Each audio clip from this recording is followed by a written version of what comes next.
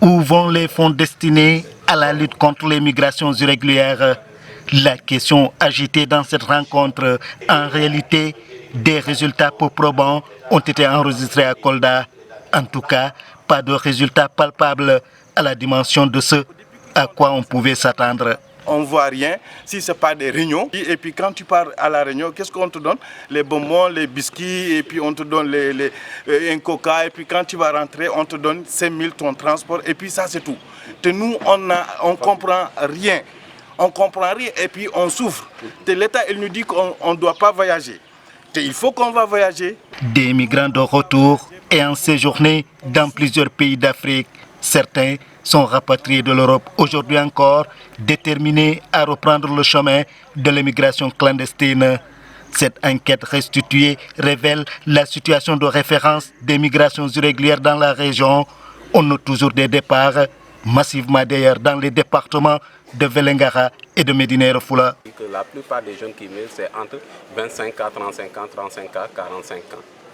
Et aujourd'hui, cette migration-là est beaucoup accentuée dans la région de Kolda, c'est la migration irrégulière. Beaucoup de départs, surtout dans les zones de Kanya, dans les zones de Kerewan, Pata, dans les zones de Bokonto, Linkeri. Il y a beaucoup de bailleurs de fonds, ils sont dit qu'ils sont avec nous, les immigrants de retour. Mais on ne voit rien.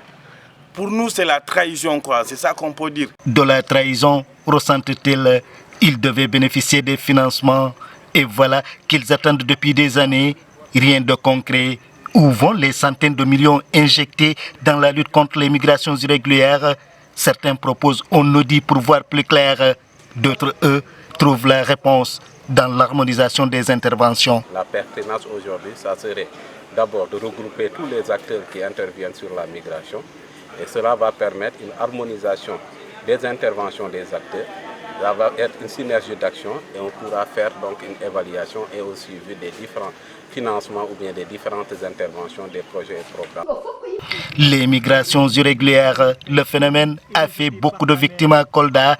C'est la région qui a sans doute payé le plus lourd tribut au Sénégal. Dans cette rencontre, on plaide pour des solutions urgentes et concrètes pour fixer les jeunes dans leur terroir.